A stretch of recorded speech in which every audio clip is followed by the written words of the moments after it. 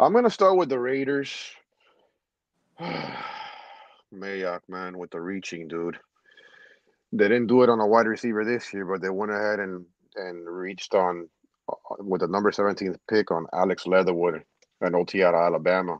Mayock's in love with these Alabama guys, and I really do hope it translates. But from the looks of it and what I'm hearing, and I've been hearing since that pick was made from the dynasty football community to the football community, period, was that was a massive reach.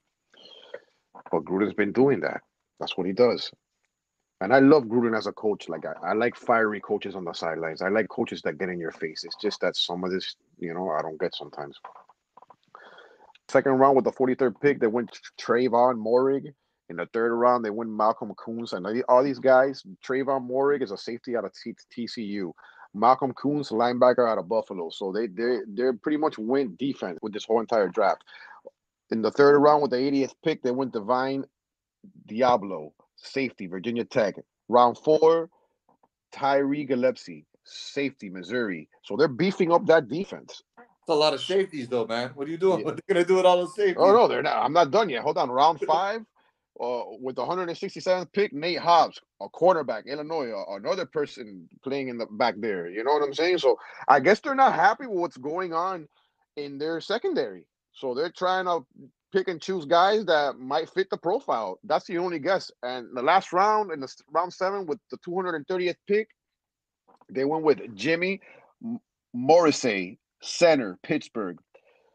I mean, with the exception of the first and last pick on the O line, they went defense most of the way.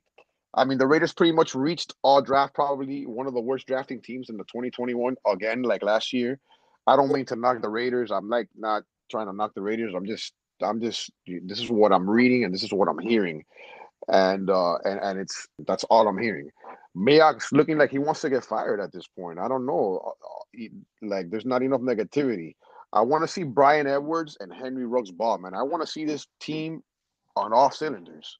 I want to see this offense rolling at its maximum capacity. I'm not trying to hate on this team, but last year they reached on Ruggs, and this year they seem to have reached on a number one pick on Alex Leatherwood, which is not a good thing when you're reaching, and the whole communities from the football community, the NFL community, to the dynasty community is getting on you because you reached on a player that you shouldn't have reached on.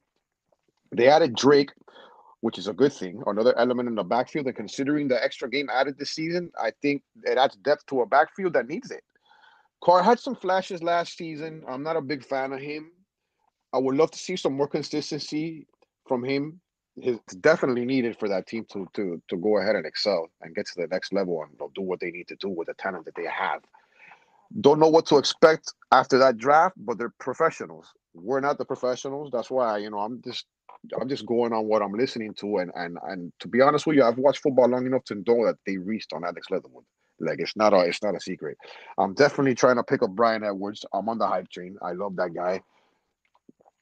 To see what eventually happens to Ruggs and Renfro, who goes and who stays, because like they're gonna have to get rid of one of those guys at one point. You know what I mean? In my opinion, who knows what the future holds for this team? Like I said, I want to see them win.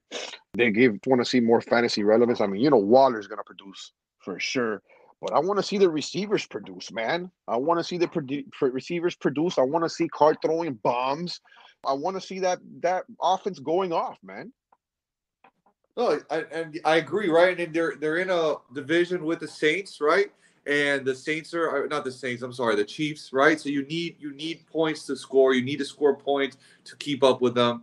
And you're talking about reaches, right? Henry Ruggs was a reach. That O line guy was a reach. But two drafts ago, Josh Jacobs was a reach in the Oh, first round, right? I mean, that's all they do. They reach and they reach and they reach.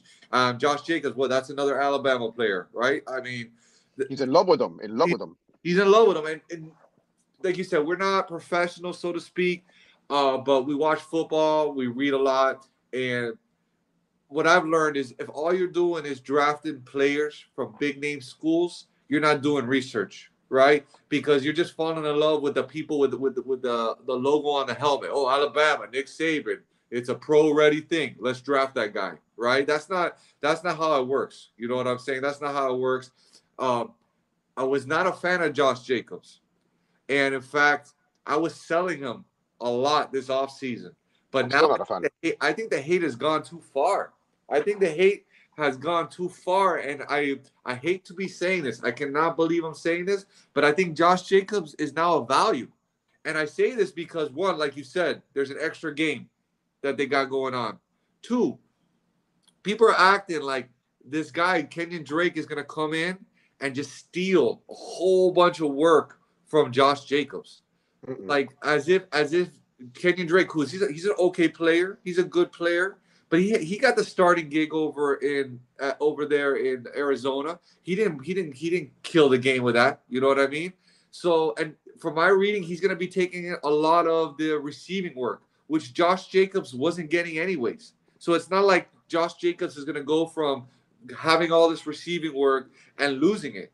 If anything, Kenyon Drake is going to be taking the work from the Hunter Renfrows in the slot. He's going to be Mm-hmm. Jalen Richard, who was the receiving back on this team last year. So I think that's where Kenyon Drake is going to be stealing the work from, not Josh Jacobs.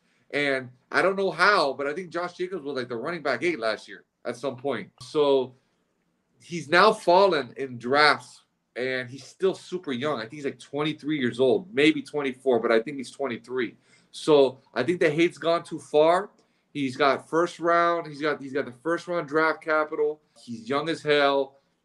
Kenyon Drake is not anything to be scared about. So don't be scared of now. I think now's the time to get back in on Josh Jacobs if you can get him for a good deal, right? I agree with you on Bryan Edwards.